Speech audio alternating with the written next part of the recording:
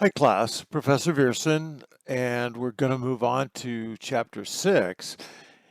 And what's interesting now is we're changing gears and we're going from cost accounting, which is what the first 5 chapters were really highlighting, to now we're going into the decision-making part of managerial accounting, which I really like decision-making more.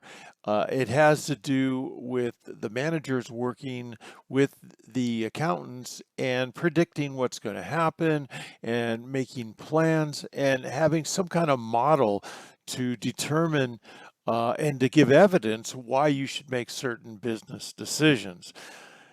Okay, so chapter 6 then will begin with the fundamentals, which is cost behavior. And that's the idea that changes in cost will relate to changes in activity level. And how does the change in volume affect the cost? In other words, when you sell more, how does it actually going to affect the cost of what you're selling and obviously the profits?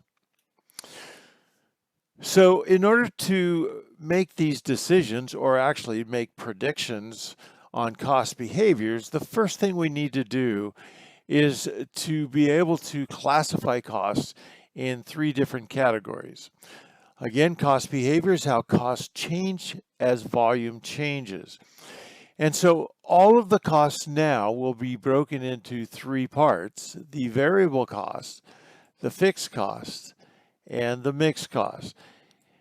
And in essence, mixed costs are simply a combination of variable and fixed costs put together. And we'll go into a lot of detail of how you determine what these are and how you use them. So variable costs are costs that are incurred for every unit of volume. Total variable costs will change in direct proportion to the changes in volume. So in other words, if you have 100 units and the variable cost per unit is $5, it'll be obviously worth 500. And you can see that's not rocket science, it's just simply the definition of a variable cost. If you have 400 units, and you can do the rest of the math, times 5, it would be 2,000. So see, that's what they mean by the total variable cost change in direct proportion. So just complete a thought equals 2,000.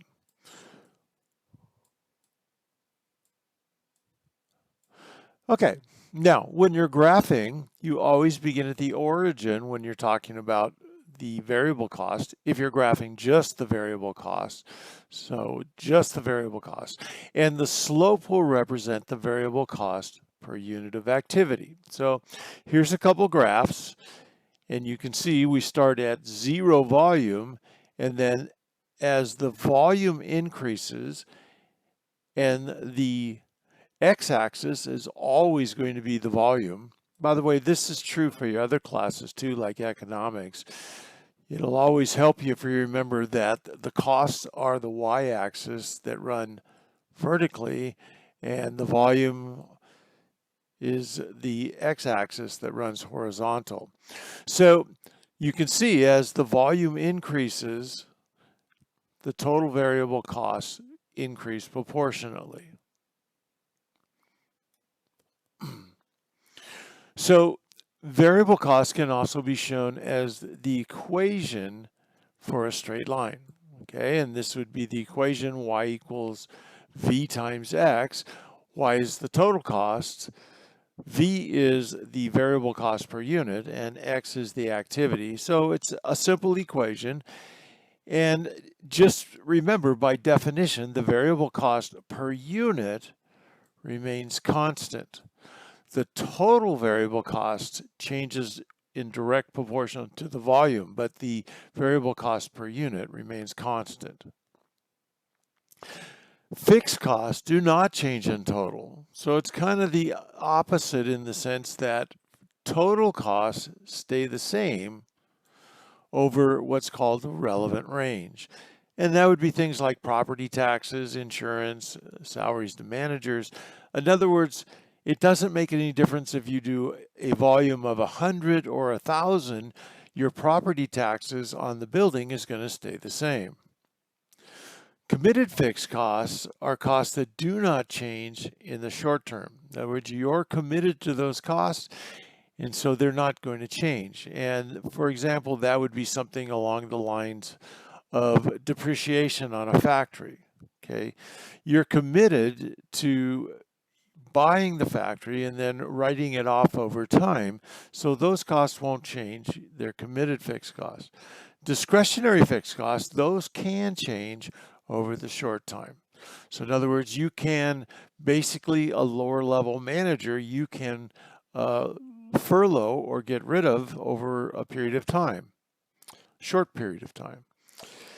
And it's a flat line that intersects the y-intercept. So here would be an example of a fixed cost of $100,000. And notice it doesn't matter if your volume is 1,000, 2,000, or 5,000, at least over this relevant range or this range, the fixed cost stays at 100,000.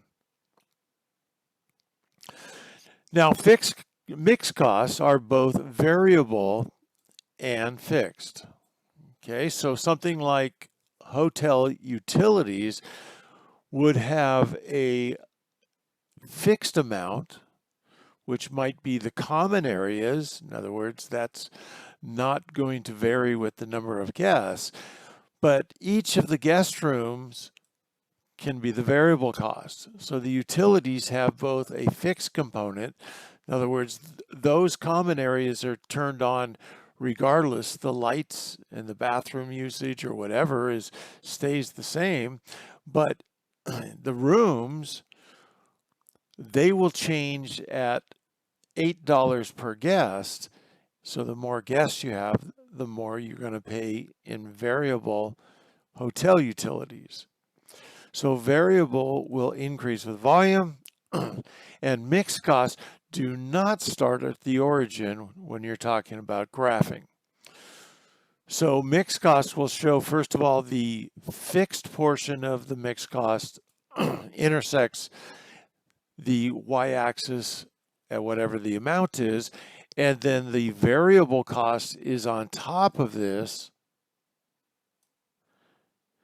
and all of this area in here then is the total mixed cost, this being the fixed portion and this being the total variable portion.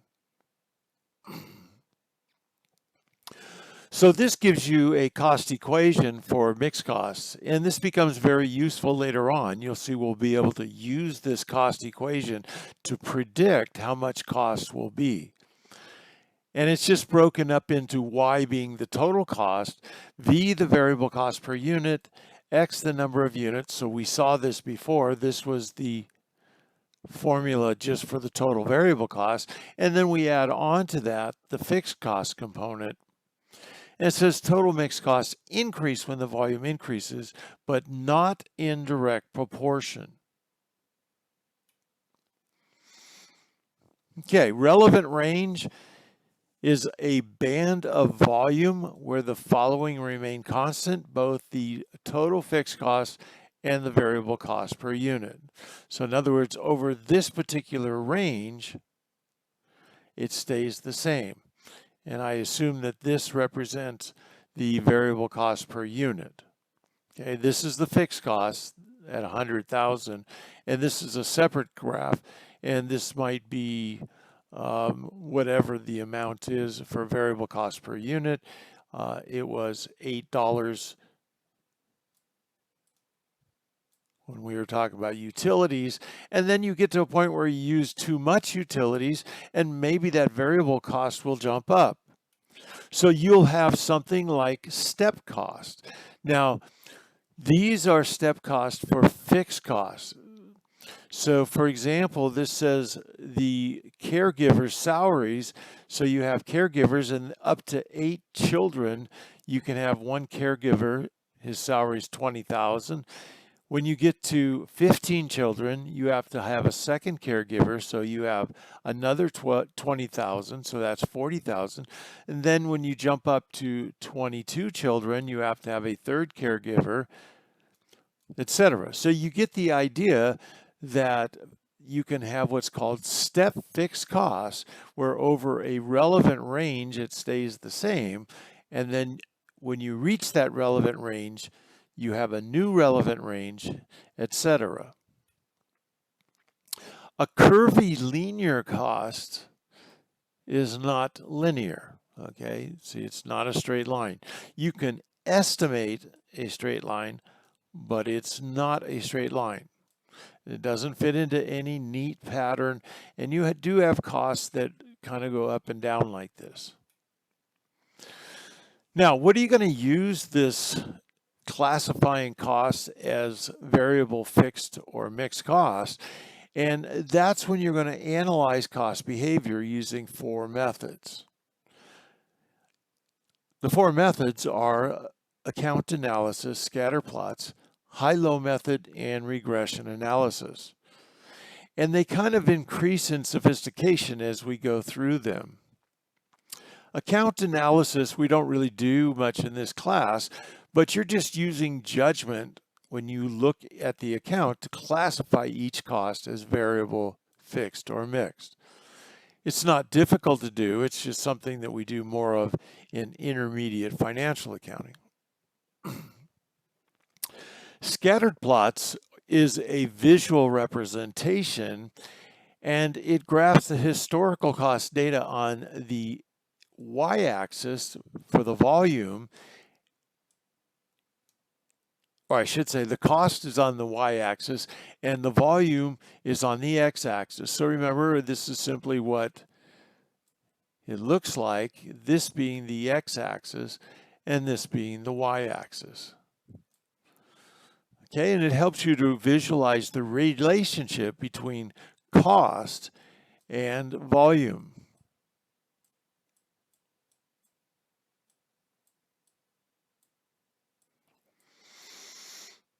A linear pattern has a very strong correlation. The linear just means looks like a line. A random pattern has little or no correlations, and you always look for what are called outliers. In other words, abnormal data points. So if you had a data point that was down here or over here, those would be outliers. And so you basically would throw those out in order to make this linear equation. Okay, so here's a scattered plot graph, and you can see you're estimating by just visually looking at what the line would look like. That wasn't drawn very well. But you can see that it should, I think a better line, I can't draw this very well, better line would be maybe like this. Yep, where it goes through that. But anyway, here's where your fixed costs would be at. And then your fixed costs would run across the bottom. This would be your variable costs, and the two combined are the mixed costs. Okay, so here's the line the way it should have looked like. And this is the mixed cost line through the highest and the lowest volumes. Okay, because we're going to now do what's called the high-low method. The last graph was a scattered graph where we just kind of looked at it.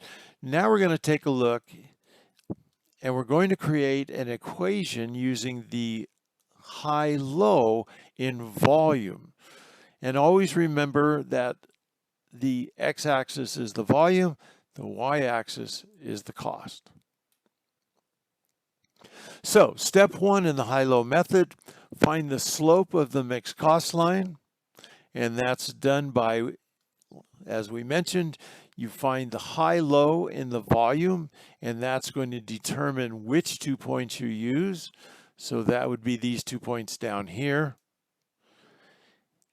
And then you use the corresponding costs that go along with the high and low volume. Do not use the high and low cost. Use the cost in January that corresponded to the high and low unit. So January goes with January, July goes with July. Notice it's not the high and low of both of these. You use the high-low for volume, and then you match up the correlating costs. Okay, so you can see the slope is then going to be $8 per guest. This was the volume, the high and low volume, the high and low cost divided. Step 2, find the vertical intercept, the place where the line intersects the y-axis. That's going to be the fixed cost. So we're just going to plug in the numbers that we have thus far. We know what the total cost is. We can use either the high cost or the low cost, and those are the total costs that we saw on that original graph. So we know what Y is. We now know what V is. That's $8 per unit. We also know what X is. It can either be the 25,000, which was for the high, okay, because this was the high total volume or total amount, and now we can solve for X. Or you can use the low, which is the low total amount. V remains the same, and this is the low volume, and that'll also give you $8,000 fixed. Step 3 is then you create an equation. Okay, so now you can predict what the total cost will be, knowing what the variable cost per unit is and what the total fixed costs are. The only thing you need to do now is you predict the volume, and that'll tell you what the total cost is. Okay, now the last one is something called regression analysis. This is by far the most sophisticated. In the old days, it used to take a lot of calculations. Now we simply use either your calculator or we use Microsoft Excel.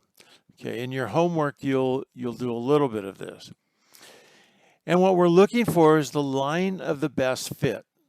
So the statistical procedure for determining the line or the cost equation that best fits all the data points is called the line of best fit. It's a lot more accurate than the high-low. Remember, the high-low just took the high mark and the low mark. Now we're going to use all of those marks in the scattered graph, and we're going to estimate this line of best fit. And this is also going to give us something called R-square. R-square is very important because it's going to tell you how well this line fits our data points. In other words, how good of a predictor is this line? And this will be called goodness of fit. And as I mentioned, we usually use Microsoft Excel, or you can use a graphing calculator. Now, this is what it looks like. This is when you run it through Excel, and it's not difficult to do. And it gives you these 3 main pieces of information. Here's your R-square. This is your y-intercept, and this is your variable cost per unit. So you can read this as y is going to equal, in this case, it's not $8, it's more precise. It's 7.85, and then plus 14,538.